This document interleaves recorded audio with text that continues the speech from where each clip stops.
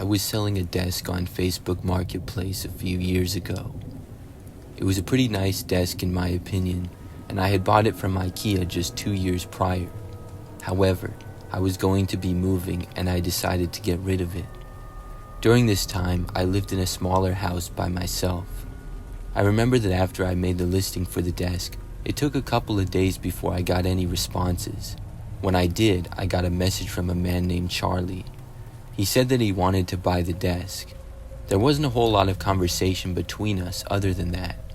I was happy that somebody wanted to buy it, and I made sure that he was good with the price, which he said that he was. I thought the price was reasonable, so I was glad to hear that, and then I gave him my address.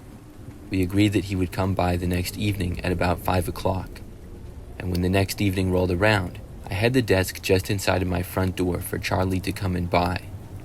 He got there at about 5, and I let him inside of my house. Charlie was skinny with somewhat curly blondish hair. He was wearing a sweatshirt.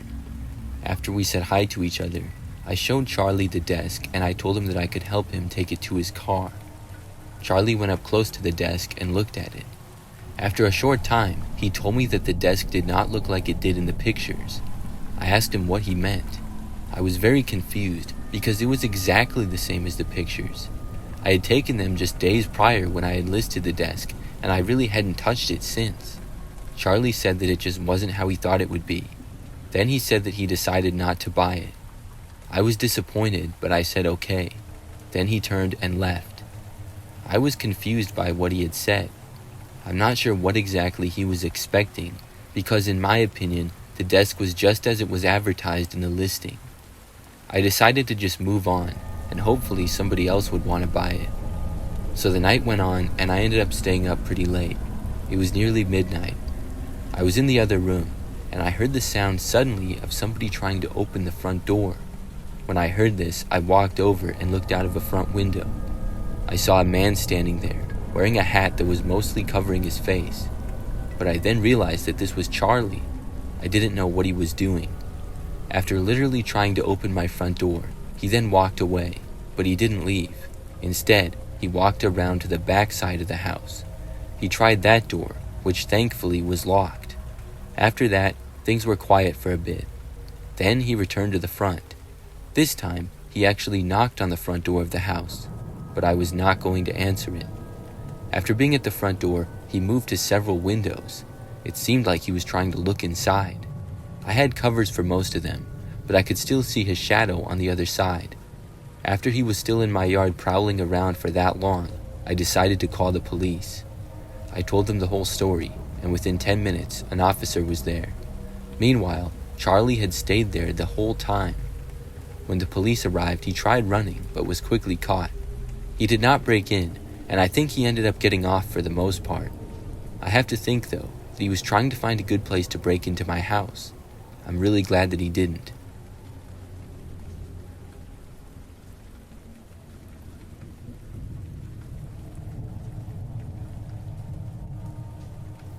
A couple of years ago, my phone broke. It had been pretty old, and I was sort of meaning to get a new one. But after breaking, I had to find a new one fast. I thought about going to the store or looking online. But to try to save some money, I went on Facebook Marketplace. I also wanted to get one as fast as possible. I had heard there were a lot of good cell phones there for cheap. After maybe 30 minutes of looking, I found one. It was the same phone that I had before, but a few generations newer. The price also seemed very cheap compared to what it would be elsewhere. So at that point, I decided to send the seller a message saying that I wanted to buy the phone. Now, the seller's Facebook account was pretty mysterious. Their name was just JM. I clicked on their profile, and they did not have a profile picture. There wasn't much information about them either. Still, I didn't think that was too big of a deal, and I contacted them. It did not take long before I heard back. The seller, Jay, I guess, told me that I could buy the phone as soon as that night, and I agreed. I suggested that we meet at a local shopping center. However, Jay said they could not do that because they had kids and could not leave their house. Instead, I was supposed to come over that night. I said okay, and I agreed to it. I understood that people with kids probably wouldn't be able to just go whenever. So I was given an address, and that night I drove to it. It took maybe 15 minutes to get there.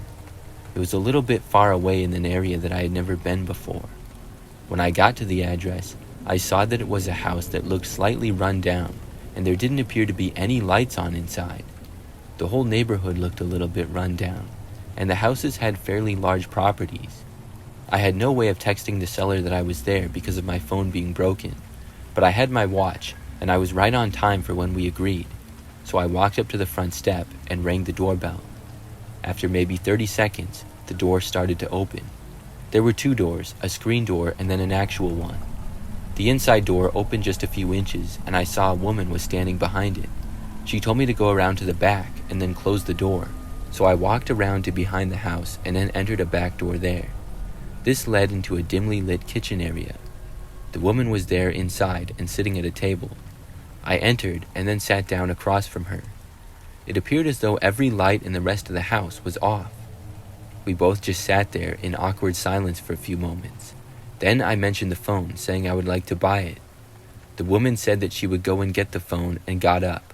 I kept sitting at the table. She left the room and I waited at the table. The whole thing so far had seemed really strange. As I looked around, I saw no signs of her having kids. So I waited at the table for at least a good 5 minutes. I didn't know what was taking so long. Did she lose the phone or something? I decided to ask. I called out asking if she was okay, and she called back from the other room saying yes, and it would just be a moment.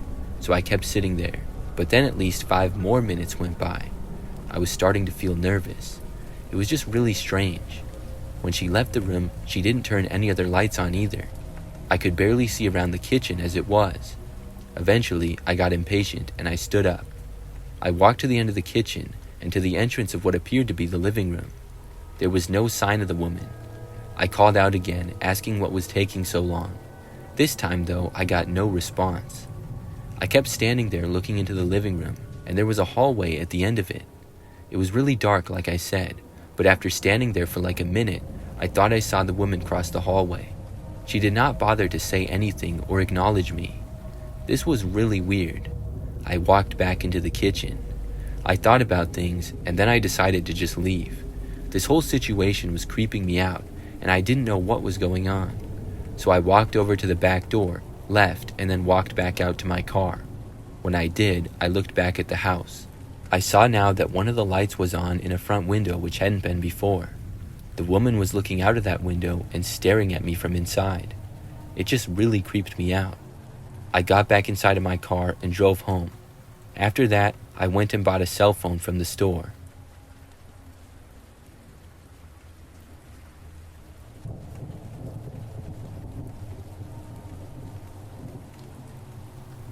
I had recently moved into a new house. The house was in a nice area, but surrounded by rather sketchy neighborhoods. The previous person who lived there left behind a lot of stuff, and I finally decided to list some of the things to try to get rid of them because I needed the space. One of the things I had listed was a 20-inch flat screen TV that was like 10 years old. I only wanted $20 for it, but I mostly just wanted it gone. I had previous strange experiences selling things on Facebook Marketplace, so I already didn't like selling things this way as it was, but I didn't feel like going to a pawn shop or anything, since I probably wouldn't get anything for it there. So I listed the TV on Facebook Marketplace, including a picture of it turned on. I also specifically stated that this was a cash-only sale. In an hour, I got a message from a guy named James. He said, "Hi, is this still available?" I replied saying, "Yes, it is." Then he said, "I want to come and pick it up. Is it still available?" I had just said that it was available, so I repeated again, "Yes, it was." Then the guy sent me a message asking if I used Cash App. I was immediately sketchy about this because I now felt like this guy was likely a scammer. I responded, "No, it's cash only sale, as I stated in the description." The guy then asked if I could deliver, to which I said no. I mean, it's a $20 TV, and you seriously want me to deliver it? I was getting a bit annoyed at this point. Then the guy tried offering me $15 since I couldn't deliver it, and I said no, the price is firm, so you can either take it or leave it. The guy didn't message me back for a bit, but later he did and said that he wanted to come and get it, so I messaged him my address, and he said that he was on his way. It was now around 8 p.m., and I had work the next day. I waited in the parlor and was watching out the window, and the guy messaged me saying that he was almost there. I noticed a red Chevy Volt drive back and forth by my house a few times before disappearing, and I asked him if that was him. He didn't reply, and instead sent me an image of a MapQuest showing directions from his location, which was about a mile up the road, to my house. At this point, I was annoyed, and I figured this guy was either casing my house or scamming me, or maybe both. I messaged the guy, "I'm done with you, good night." I then went upstairs, shut off my phone, and got into bed for the night. Around 2 a.m., I awoke to the sound of glass breaking. I thought maybe my cat had knocked something over, so I groggily got up and went out the door and then turned on the hallway light. I also turned on the parlor light before heading downstairs to the parlor. As I got halfway down the stairs, I saw a man in the living room tearing out the TV in the media cabinet. I froze for a moment, then ran upstairs and pressed the panic button on the HMI for my security system, which was right outside my bedroom door. This, of course, set off the alarm on the home. I then went inside my bedroom and closed the door and grabbed the landline off the dresser and called 911. When the police arrived, the man was gone. He had broken the glass on my front door and let himself in, and he had stolen not only the TV I was trying to sell, but also the one in the living room, which was a 10-year-old piece of crap anyways. I remembered my weird experience with the guy on Facebook Marketplace the previous day, and I got my phone out and turned it on to look up the guy's profile. To my horror, a long string of messages awaited me. They read, "Yo, I'm here. Hey, where are you? I want the TV. Well, I guess I'll just have to come in and get it myself," followed by a picture of my front door. I gave all this information to the police, and they left. I also reported what happened to Facebook as well, but I knew they probably wouldn't care. They eventually caught the guy a few days later, after he tried to sell my TVs to a pawn shop. He was charged with breaking and entering, burglary, and some other stuff. He got 15 years in jail from what I was told. After that, I had security cameras installed, and I never sold anything online again.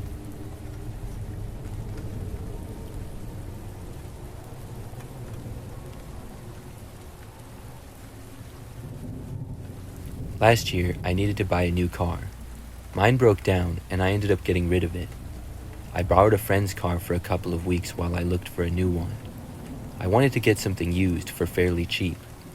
I looked multiple places, at dealers, on Craigslist, and Facebook Marketplace as well. I ended up finding a car that I liked the best on Facebook Marketplace of all places. The listing seemed legit, and a price that was really good, but not too good to be true. So I reached out and contacted the seller, a man named Drew.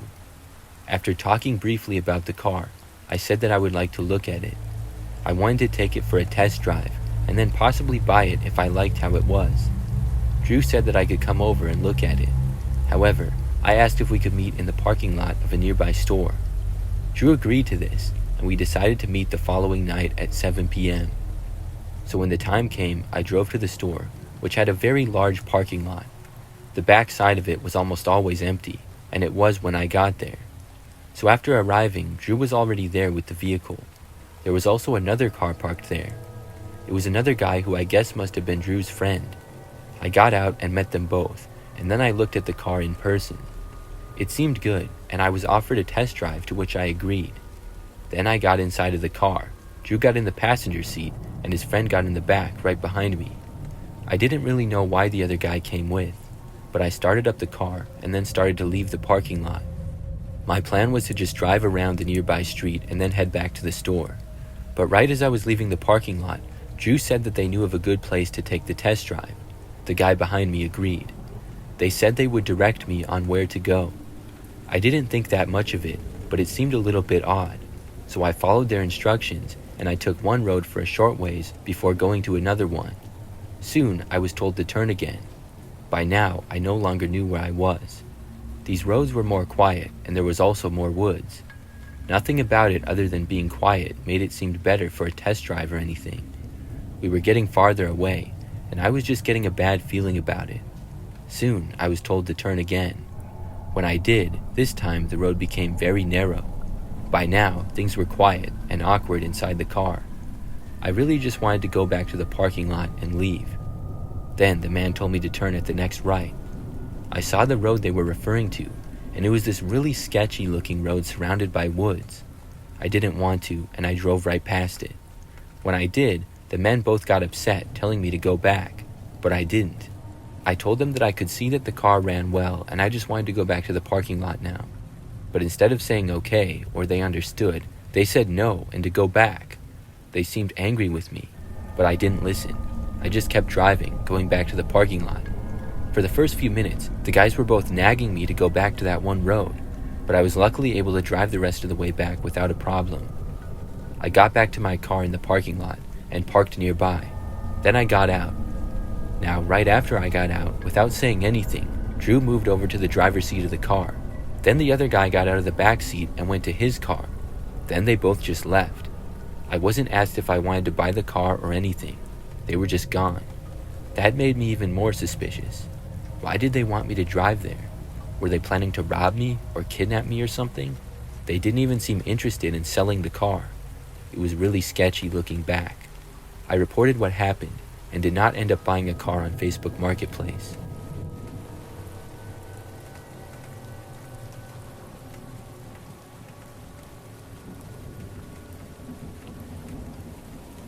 This is a crazy experience that I had years ago. I was 16 at the time, and my older brother was 19. I remember that one day he asked me if I would go with him to buy an ATV. I guess he had found one on Facebook Marketplace and was going to go buy it that night. That's really all I knew. My brother had a truck that he could put the ATV in the back of, and I guess the ATV itself was broken or something, but my brother had a friend who could fix it. So anyways, we left our house and my brother drove to the place he was buying it from.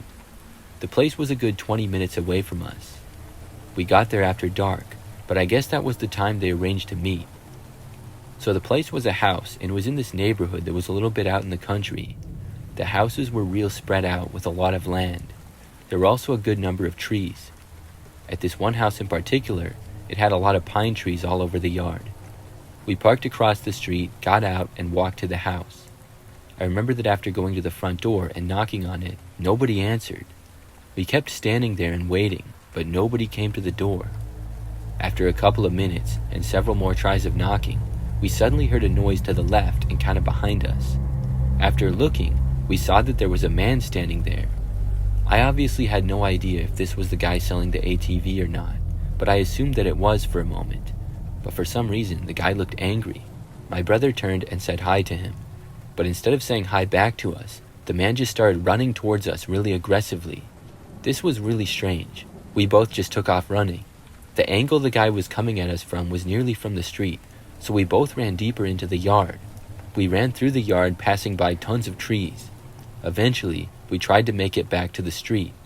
It was hard to see because there was no light back there. Soon though, we were able to run around the backyard and eventually go into the direction of the street. We kept running and made it back to the car. When we got inside, we no longer saw the guy chasing after us.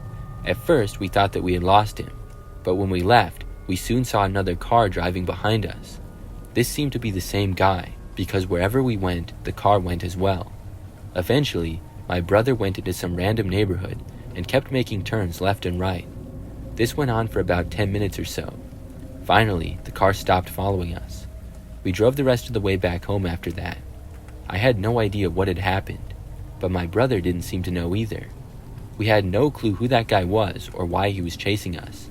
The seller, I guess, blocked my brother after that. My brother then reported it to Facebook. That was the craziest thing to ever happen to me.